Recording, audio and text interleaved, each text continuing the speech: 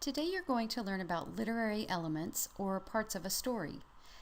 As you watch the video, print the worksheet and use it to take notes and practice what you learn. So, what is a literary element? Well, element means a part of something, and literary means about literature or stories. So, a literary element is a part of a story. In this video, we're going to learn about 8 literary elements: setting, characters, plot, conflict, narrator, theme, mood, and tone.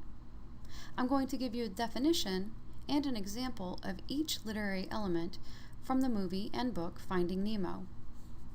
The main goal for this video is to give you a basic introduction to each one and help you identify the literary elements within a story.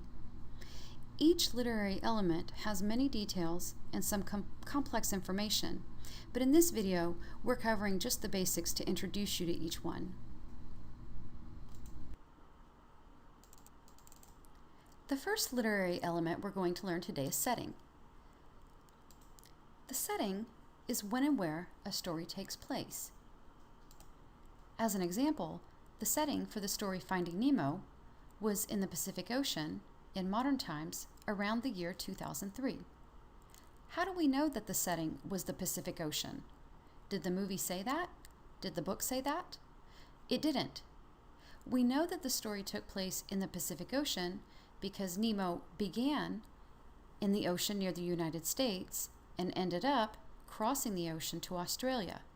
The ocean between the United States and Australia is the Pacific Ocean. And how do we know that the year was 2003? Not all stories or movies tell the year. The story in movie Nemo doesn't tell the year. But we know it's 2003 because that's when the movie and the book were released or published. The next literary element we'll study is characters. Characters are people and animals in the story. As an example, the characters in the movie Finding Nemo included Nemo, Marlin, his father, and Dory, a friend who helps Marlin find Nemo.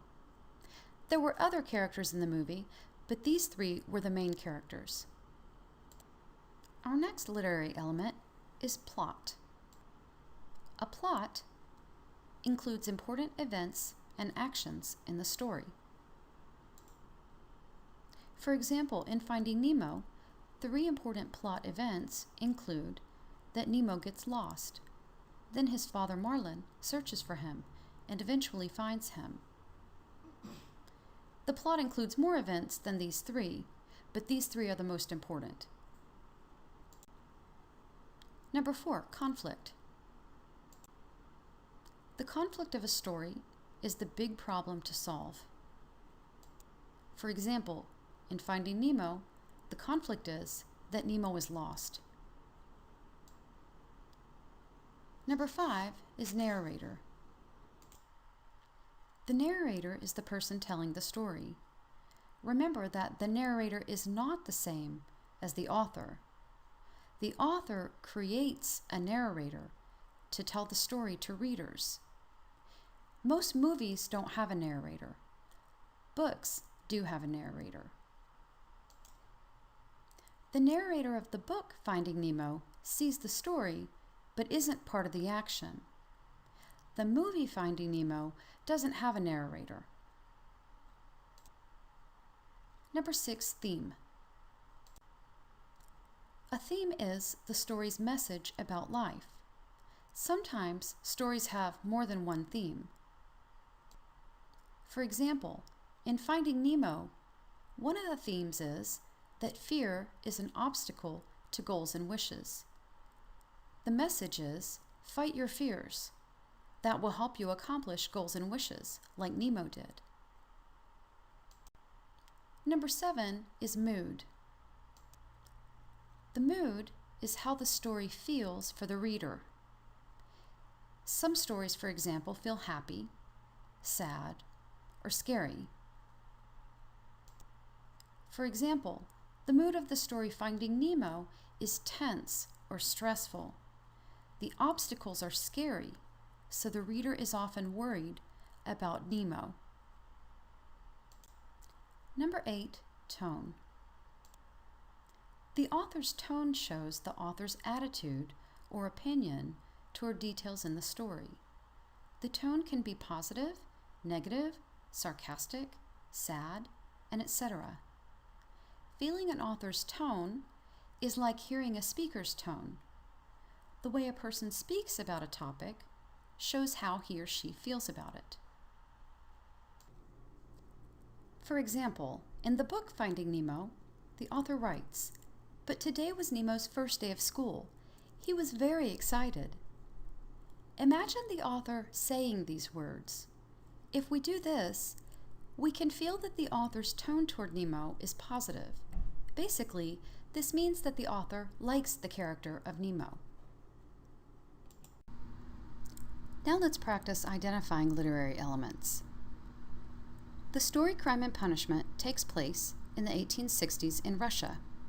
Most events happen in the city of St. Petersburg, and others take place in a prison in Siberia. Number 1. This information describes the A. mood, B. setting, or C. conflict.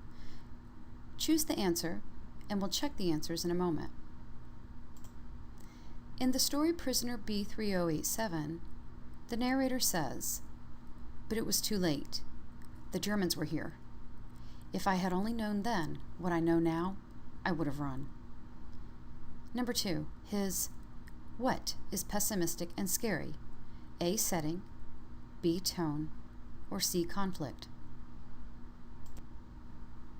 In Harry Potter, Harry, Ron, and Hermione are the people who make important decisions and actions in the story. Number 3, Harry, Ron, and Hermione are the main A. characters, B. mood, or C. plot. In Hunger Games, the main character Katniss says, "It doesn't change anything. It doesn't make things fair. It doesn't fill our stomachs." Number 4, these words form a sad and desperate A. setting, B. mood, or C. plot. In Twilight, Edward is a vampire who loves Bella. Edward wants to be close to Bella, but he is afraid he will hurt her. Number 5, this describes the what of the story? A. plot, B. conflict, or C. mood. In The Kitchen God's Wife, Pearl is born in America and raised by immigrant parents who follow traditional Chinese customs. Number 6, in this story, one what is that a person can have two different cultures and love and value both of them. A. conflict, B. theme, or C. mood. In Romeo and Juliet, Romeo Montague and Juliet Capulet meet at a party and fall in love, but their families hate each other.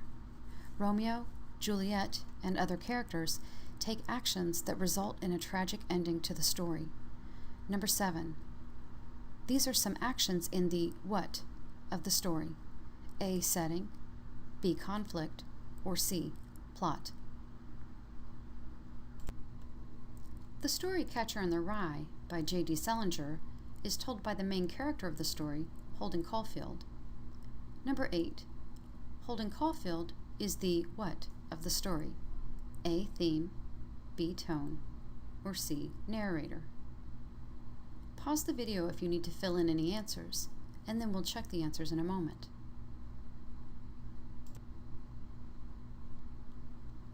Are you ready to check? The answer to number 1 is B. setting. We know that these details describe the setting because the setting is the time and place of the story. The time of this story is the 1860s, and the places are St. Petersburg and a prison in Siberia in Russia. The answer to number 2 is B. tone. We know the answer can't be A. setting because these words don't tell us anything about the time or place of the story. And we know the answer can't be C. conflict because these words don't tell us about the problem of the story that needs to be solved. So the only correct answer is B, tone. The answer to number 3 is A. Harry, Ron, and Hermione are the people in the story Harry Potter. So that makes them the characters. The correct answer to number 4 is A, mood. We know this is the answer because as we read these words by Katniss, these words create certain emotions or feelings for the reader. We know that the answer can't be B, conflict, because no problem is told in these words that needs to be solved in the story. And we know the answer can't be C, plot, because no events or actions in the story are stated in these words. So the only possible answer is A, mood. The answer to number 5 is B, conflict. We know this is the answer because these words explain to us the problem that needs to be solved in the story Twilight. What is the problem? The problem is that Edward is a monster, specifically a vampire, who loves Bella but might hurt her. Because Bella and Edward fall in love, by the end of the story, they have to solve the problem that Edward might hurt her if he's close to her. We know that the answer is not A, plot, because these words don't tell us any events or actions that take place in the story.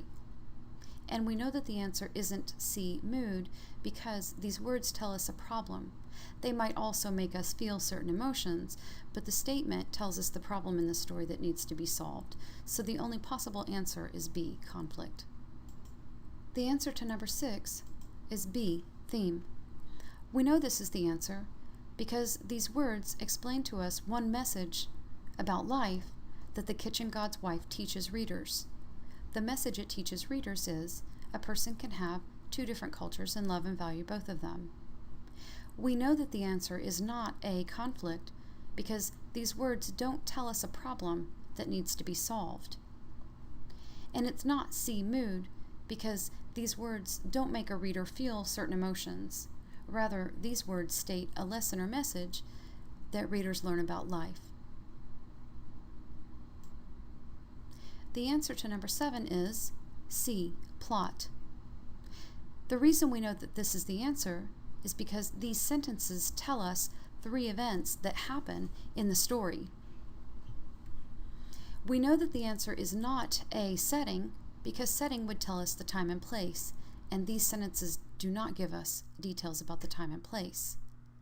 We know that the answer is not B, conflict, because even though we get information about problems for the characters, we don't know the main problem that the characters need to solve by the end of the story.